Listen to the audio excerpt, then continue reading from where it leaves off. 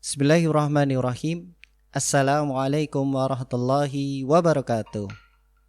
Alhamdulillah, wassalatu wassalamu ala rasulillah wa ala alihi wa man wala wala hawla wala quwwata illa billah amma ba'd. Anak-anakku yang dirahmati Allah subhanahu wa ta'ala, bagaimana kabar kalian hari ini? Semoga semua dalam keadaan sehat walafiat. Apabila ada di antara kalian yang sedang sakit, kita doakan semoga Allah Subhanahu wa taala segera memberi kesembuhan dan bisa belajar lagi seperti sedia kala. Jangan lupa kita selalu berdoa kepada Allah. Semoga kita diberi kemudahan untuk memahami pelajaran kali ini. Anak-anakku, pada kesempatan yang berbahagia ini, insya Allah kita akan belajar tema yang pertama. Kalian tahu judulnya? Ya, benar. Selamatkan makhluk hidup. Ayo kita selamatkan. Kita masuk pada subtema yang pertama, yaitu tumbuhan sahabatku. Kemudian kita akan belajar tentang perkembangbiakan tumbuhan. Kalian siap? Kita mulai ya. 1, 2, 3. Langsung saja kita masuk ke pembahasan yang pertama. Bahwa perkembangbiakan tumbuhan itu ternyata dibagi menjadi 2. Yaitu perkembangbiakan generatif dan perkembangbiakan vegetatif. Kalian tahu bedanya? Untuk perkembangbiakan generatif itu perkembangbiakan yang diawali dengan proses perkawinan. Sedangkan perkembangbiakan vegetatif itu perkembangbiakan yang tidak diawali dengan perkawinan. Yuk kita bahas satu persatu yuk. Ya, yang pertama perkembangbiakan generatif. Perkembangbiakan generatif adalah terjadinya tumbuhan baru yang didahului dengan penyerbukan. Sedangkan penyerbukan sendiri artinya peristiwa jatuhnya atau melekatnya serbuk sari ke kepala putik.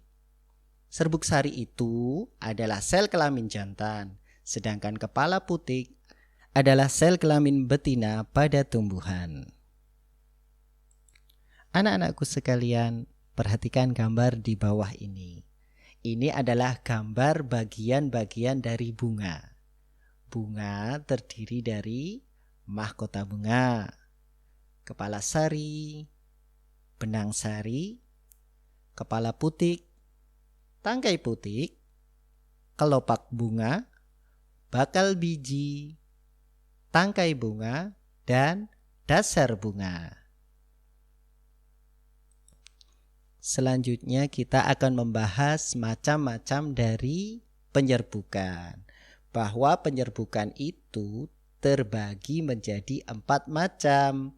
Yang pertama adalah penyerbukan sendiri. Penyerbukan sendiri terjadi bila serbuk sari jatuh ke kepala putik bunga itu sendiri. Yang kedua, penyerbukan tetangga, yaitu serbuk sari jatuh ke kepala putik bunga lain, tapi kedua bunga itu masih dalam satu pohon. Yang ketiga, penyerbukan silang, yaitu serbuk sari jatuh ke kepala putik bunga lain yang berbeda pohon tapi masih satu jenis. Dan yang terakhir atau yang keempat adalah penyerbukan bastar, yaitu serbuk sari jatuh ke kepala putik bunga lain yang berbeda pohon, yang tidak sejenis tapi masih satu family atau satu keluarga. Anak-anakku sekalian, setelah kita ketahui bersama apakah yang dimaksud dengan perkembangbiakan generatif itu, kita coba ya cari contohnya. Yang pertama, padi. Nah, ini makanan pokok kita semuanya. Kemudian rambutan, jambu air, mangga, jagung, dan kedelai. Masih banyak loh contoh-contoh yang lainnya. Coba kalian sebutkan satu persatu. Pembahasan berikutnya adalah perkembangbiakan vegetatif. Perkembangbiakan vegetatif terbagi menjadi dua macam. Yang pertama vegetatif alami dan yang kedua vegetatif buatan. Vegetatif alami adalah vegetatif yang terjadi tanpa bantuan manusia. Sedangkan vegetatif buatan terjadi dengan bantuan manusia. Berikut ini adalah contoh-contoh tanaman yang berkembang biak dengan vegetatif alami. Yang pertama, umbi batang. Umbi batang adalah batang yang tumbuh di dalam tanah dan ujungnya menggelembung menjadi umbi. Nah, contohnya nih, kentang, ubi jalar. Berikutnya adalah umbi lapis. Umbi lapis merupakan pelepah daun yang berlapis-lapis. Contohnya bawang merah dan bunga tulip. Berikutnya umbi akar. Umbi akar adalah akar yang membesar yang berisi cadangan makanan. Contohnya wortel dan singkong. Lanjut. Berikutnya akar tinggal. Akar tinggal adalah batang yang seluruhnya berada dan tumbuh menjalar di permukaan tanah. Contohnya adalah kunyit dan laos. Perkembangbiakan vegetatif alami berikutnya adalah geragi. Nama lain geragi adalah Cholon. Geragi adalah batang yang tumbuh mendatar di permukaan tanah. Contohnya stroberi dan arbe. Vegetatif alami berikutnya adalah tunas. Tunas tumbuh dari batang yang terdapat di dalam tanah. Contohnya pohon bambu dan pisang. Kemudian spora. Spora dimiliki oleh tanaman paku dan lumut. Berikutnya adalah membelah diri. Membelah diri dilakukan oleh tumbuhan yang bernama volvox dan ganggang hijau.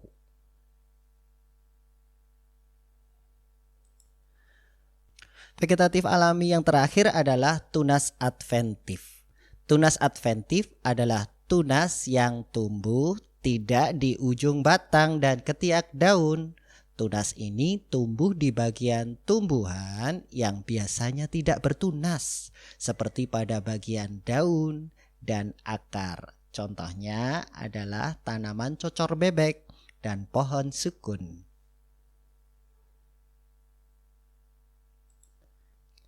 Anak-anakku sekalian, kalau tadi kita sudah mempelajari beberapa contoh tentang vegetatif alami, sekarang kita masuk ke vegetatif buatan, yaitu vegetatif yang terjadi akibat bantuan dari manusia. Yang pertama adalah mencangkok, kemudian okulasi, dan yang ketiga adalah stek. Yang keempat, menyambung. Kemudian 5, merunduk. Dan yang terakhir atau yang keenam adalah kultur jaringan. الذي جعل لكم الأرض فراشا والسماء بناء وأنزل من السماء ماء فأخرج به من الثمرات رزقا لكم فلا تجعلوا لله أندادا وأنتم تعلمون.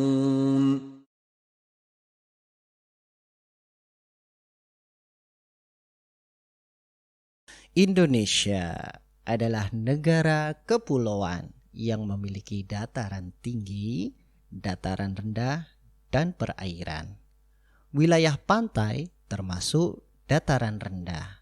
Negara Indonesia memiliki banyak sekali pantai karena Indonesia adalah negara kepulauan. Tumbuhan yang tumbuh di wilayah pantai contohnya pohon kelapa, bakau, dan ganggang. Dataran tinggi. Dataran tinggi adalah dataran luas dengan ketinggian lebih dari 200 meter di atas permukaan laut.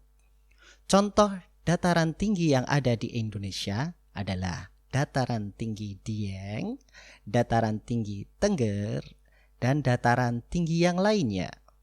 Tumbuhan yang hidup di dataran tinggi contohnya teh, cengkeh, buah-buahan, dan sayur-sayuran. Anak-anakku, ternyata banyak sekali ya manfaat tumbuhan bagi manusia. Wah, baru sadar kita. Untuk itu, kita harus menjaga kelestarian lingkungan dan keseimbangan ekosistem supaya tanaman dapat berkembang biak dengan baik. Berikut ini adalah contoh aktivitas manusia yang bisa mempengaruhi keseimbangan lingkungan. Hati-hati ya. Hutan merupakan paru-paru dunia, tempat resapan dan cadangan air bagi makhluk hidup. Jika pohon ditebang liar, akan mengancam kehidupan yang ada sebelumnya. Pembangunan jalan yang menghancurkan lingkungan juga dapat mengakibatkan hilangnya rumah dan makanan bagi satwa-satwa yang ada, banjir, serta tanah longsor.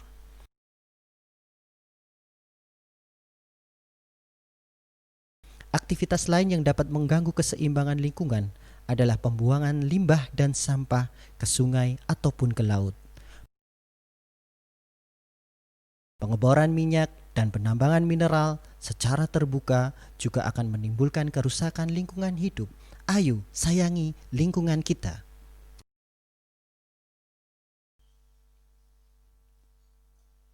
Anak-anakku, alhamdulillah sudah selesai pelajaran kita kali ini. Semoga kalian mudah memahaminya. Kita tutup dengan doa kafaratul majelis. Subhanakallahumma wa bihamdika asyhadu an la ilaha illa anta astaghfiruka wa atubu ilaik. Assalamualaikum warahmatullahi wabarakatuh. Selamat belajar.